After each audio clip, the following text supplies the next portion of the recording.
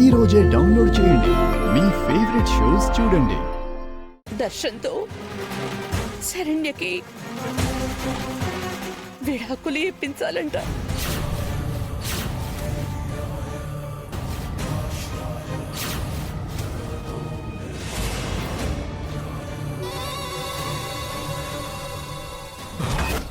విడాకులా?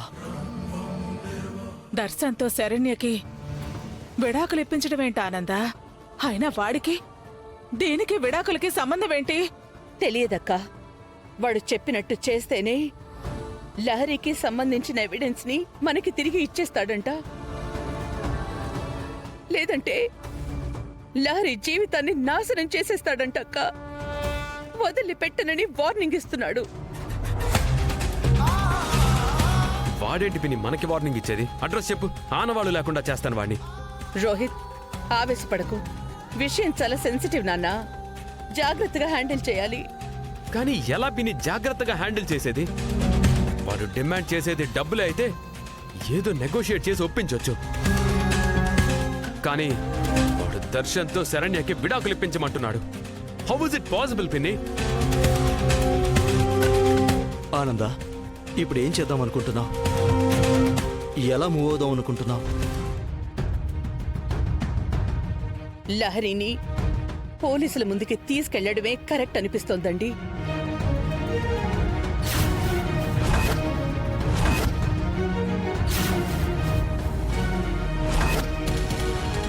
అంటే లహరిని నేరం ఒప్పుకుని లొంగిపోమంటున్నావా ఆనంద?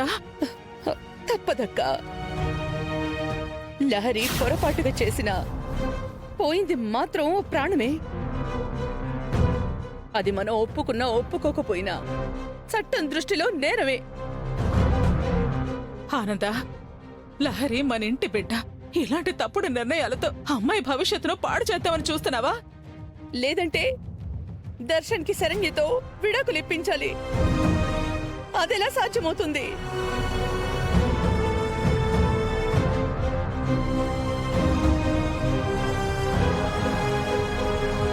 నువ్వనుకుంటే అవుతుందా ఆనంద?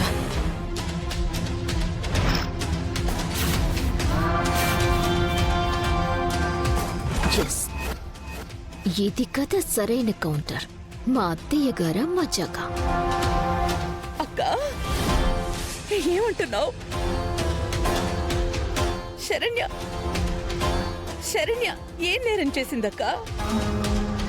తనకెందుకు మనం శిక్ష వేయాలి? అయినా ఈ సమస్య కారణం లహరి కదా. కారణం లహరి అయితే బిడ్డ బతుకు పాడు చేస్తావా? అక్క, శరణ్య కూడా ఈ ఇంటి బిడ్డే కదా. వేరే ఇంటి నుంచి వచ్చినా ఈ ఇంటి రక్తం పంచుకుని పుట్టకపోయినా ఊపిరి చివరి వరకు బ్రతికేది ఈ వంశం పేరుతోనే.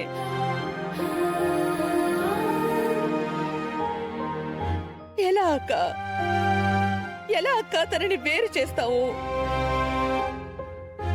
తప్పక్క, తప్పు. ఆనంద, నువ్వన్న దాంట్లో తప్పంటూ ఏం లేదు. శరణ్య ఇంటి కోడలే అయినా కూతురు కన్నా తక్కువేం కాదు. ఒప్పుకుంటాం. కాని మనకెదురైన పరిస్థితి గురించి ఒక్కసారి ఆలోచించానందా. లహరి అరెస్టు వల్ల ఈ కుటుంబం తీవ్రంగా నష్టపోతుంది. ఈ సంఘటన బయట మన బిజినెస్ కాంపిటేటివ్స్ అందరికీ అవకాశంగా మారుతుంది. ఇది తప్పని పరిస్థితి ఆనంద. దర్శన్ శరణ్యలతో మాట్లాడి విడాకులకి వాళ్ళని ఒప్పించు.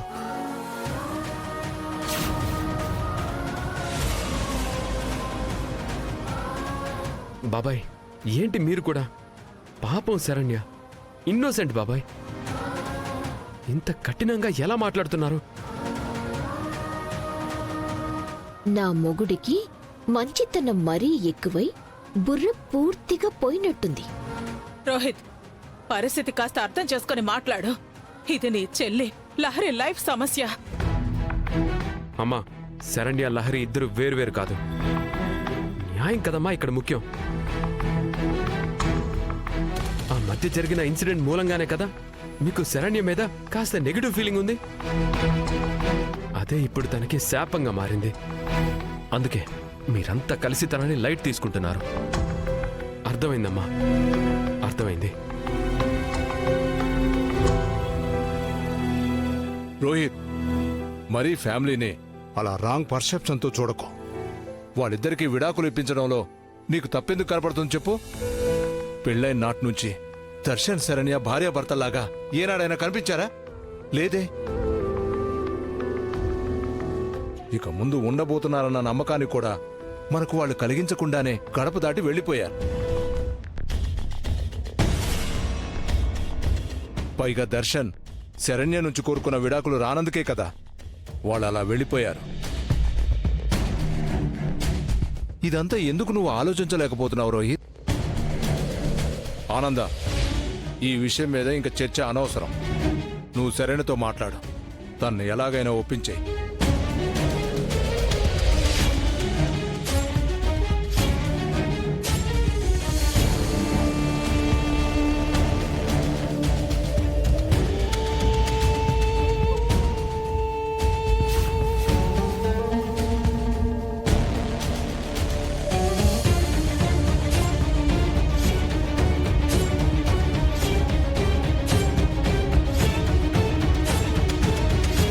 శరణ్య, ఏంటమ్మా ఇలా వచ్చావు?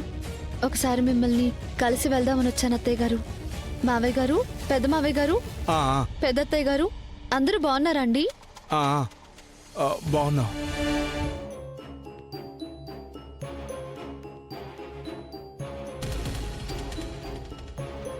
ఏమైంది అత్తయ్య గారు? అంతా దేని గురించో ఏదో సీరియస్ డిస్కషన్లో ఉన్నట్టున్నారు.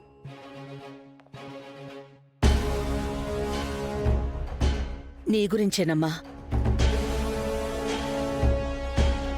నా గురించా? అంత సీరియస్ డిస్కషన్ ఏముంది?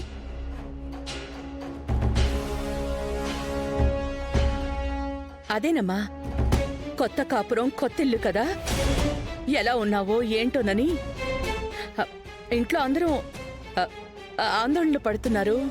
మీ అందరి ఆశీర్వాదం నాకుంది కదా అత్తయ్య గారు. ఇంకా నా కాపురానికేంటి? నా గురించి మీరేం టెన్షన్ పడకండి.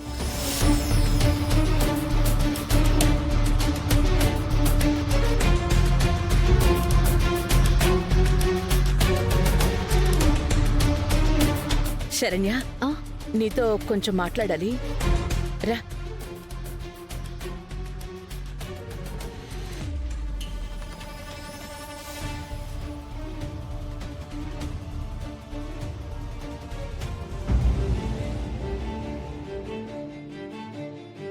ఏంటత్తయ్య గారు?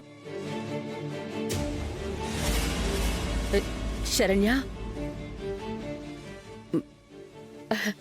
దర్శన్ నీతో ఎలా ఉంటున్నాడు?